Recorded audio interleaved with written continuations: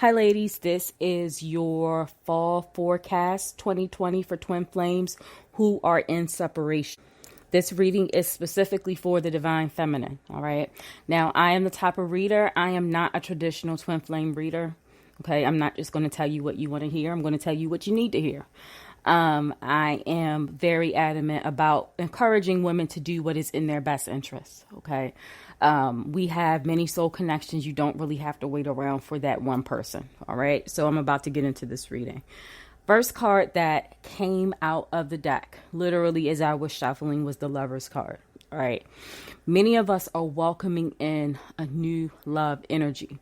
Now, this energy is completely different from what we've experienced before. Okay. Now, don't get me wrong. 2020 was definitely a ride. It was a year. 2020 was just something for all of us. But for many of us who are the divine feminine, it was also this reset, a spiritual reset for us, because we tend to go and we ended up looking at how we approach relationships, how we approach certain things in our lives before we begin to grow as the divine feminine, right? And so we ended up being in unrequited relationships where we were carrying the load, right? 10 of Wands. We were busy carrying the load. Oftentimes that meant being the one who nurtured the relationship emotionally, intimately. For many of us, we also carried the load financially, right? So we've always been in a space where we were constantly doing more than what we should have been doing. And Spirit is saying, I am going to send someone to you who's going to embody like the Emperor energy, okay? Or the King of Wands energy, meaning he knows who he is. He has a firm grip on what his divinity is. It's not like you have to pull teeth when you're talking to him about what it is he wants for his future. All right.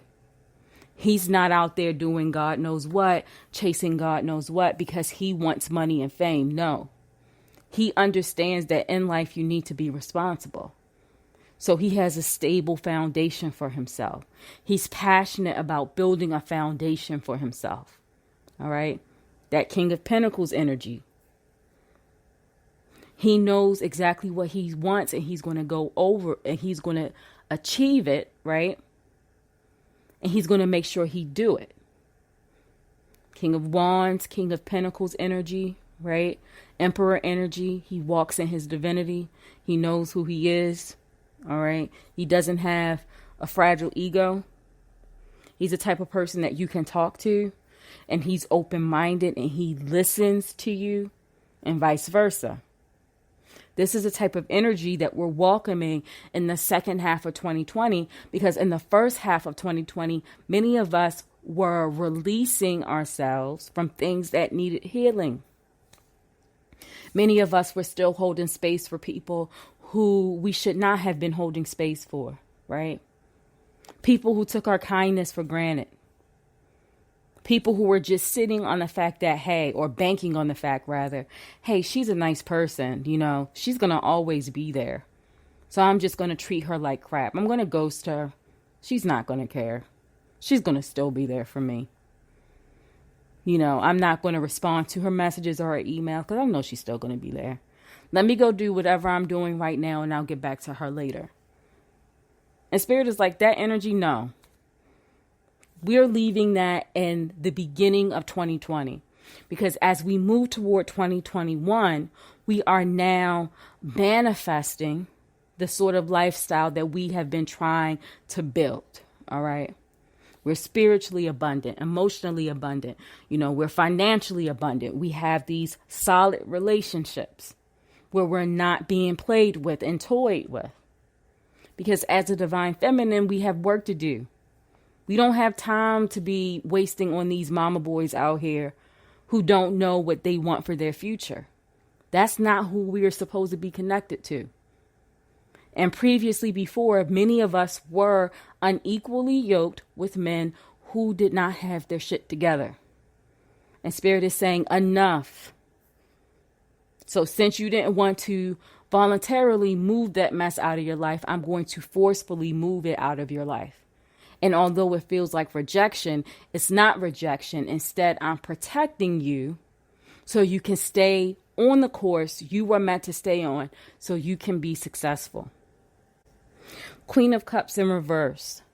Because so many of us were in connections and relationships that were unrequited, we also had developed some unhealthy coping mechanisms. Many of us came out of relationship with narcissists and sociopaths. And for those who follow my channel or any of my pages, I talk about in 2018 how I came out of a severely, it was just, he was a sociopath, definitely had narcissistic tendencies, and it was hell. And when I came out of that relationship, that was like the eye opener. Because after I started to notice a pattern, right? So I would get started in a relationship, and each subsequent relationship would get a little worse, a little worse, a little worse. Why is that? Because one, as a divine feminine, many of us are still healing triggers that we never looked at prior to us going out and dating and being serious with folks. So 2020, during the pandemic, when we all were stuck at home, many of us have had to do this complete overhaul with healing, right? And so now that we realize, hey, this was my unhealthy way of coping with this thing, we know what to heal, right? We know what to do now.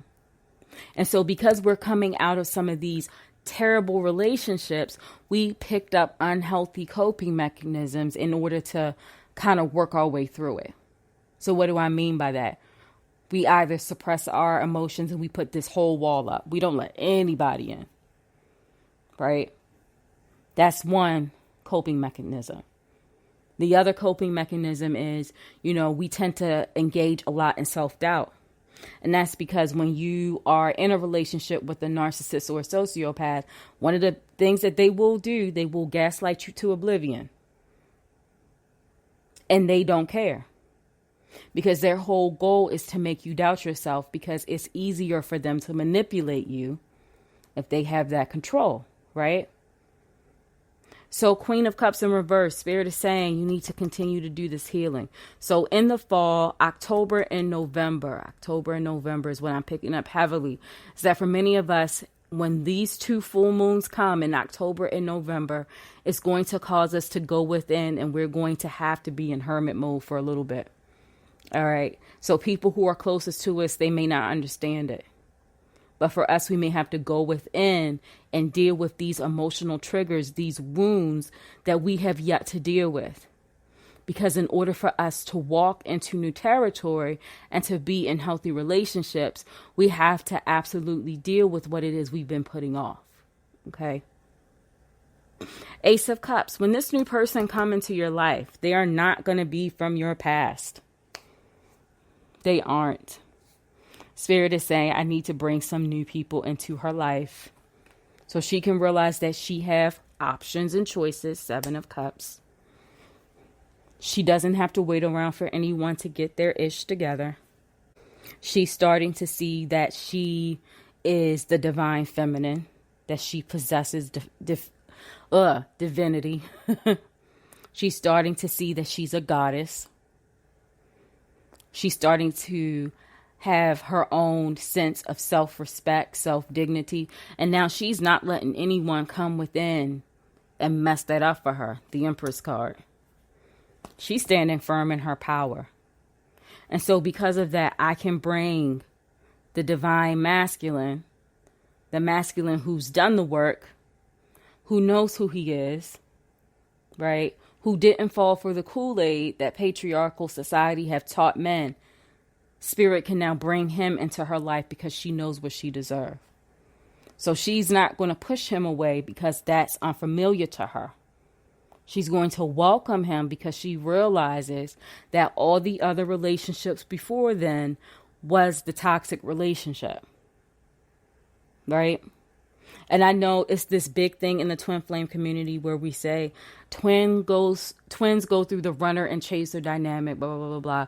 Here's the thing. If you look at that runner chaser dynamic BS, usually it's the masculine doing the running and the feminine doing the chasing. It's still toxic, right? So for those of us who are healthy, who are not codependent, when we take a step back and look at it and we say, hey, yeah, this person is a soul connection, but I'm not chasing his ass, right? We need to get to that point, because then when we get to that point, like I said before, we recognize our divinity. We recognize who we are. We should not be chasing anyone. That takes away time from us actually focusing on our gifts and our purpose in this life. We don't have time to chase grown adults. Now, the divine masculine, what are they doing? And when I say divine masculine, I'm referring to the twin flames that many of us are leaving behind. All right. King of Pentacles in reverse. They're busy obsessing over riches. They're chasing after wealth and fame. Let them. It's not really anything that we can do about it. Okay. Because for many of us, we are welcoming a new season into our lives. Many of the divine feminine, we're starting to step into our own power. We're starting to do a lot of rejection, all right, when it comes to certain belief systems that we know are not conducive to our own growth. We've done a lot of growing, a lot of healing. And so because we've been doing that work, we now are resting in our power. So we don't have to chase fame. We don't have to chase money like the masculine. We can manifest that shit into our lives and just move on. Right? So they're busy running around here like a chicken with their head cut off, going after this opportunity and that opportunity, looking dumb and foolish out here. And meanwhile, we can just bring that sort of wealth, that abundance into our lives. We can manifest it because we're walking into our power. Four Swords in reverse. Many of us was on the verge. We were on the verge of burnout because we were busy chasing the masculine. That should have never happened. And I don't know who came up with that runner chaser BS for twin flames, but I strongly wish that the community would get rid of it. Because what ends up happening is women end up chasing after males who don't even know what the hell they want out of life. And everyone is in this state of confusion, chaos. And not only that, it breeds codependency. And codependency is unhealthy. The divine feminine should know that she can stand alone. She can stand by herself and still be powerful and still get shit done. The masculine really is not needed in our lives. It's nice when we want them in our lives, when we want to share space with them, but they're not needed. We're not going to die if they don't come to us. We can still be happy. We can still live, fulfill our dreams, right? So it's important for us as the divine feminine to begin to wake up, to begin to really recognize what our power is, what our divinity is. So lately, many of us have been having like this aha moment, Ace of Wands. Well, we're like, look, this is not working.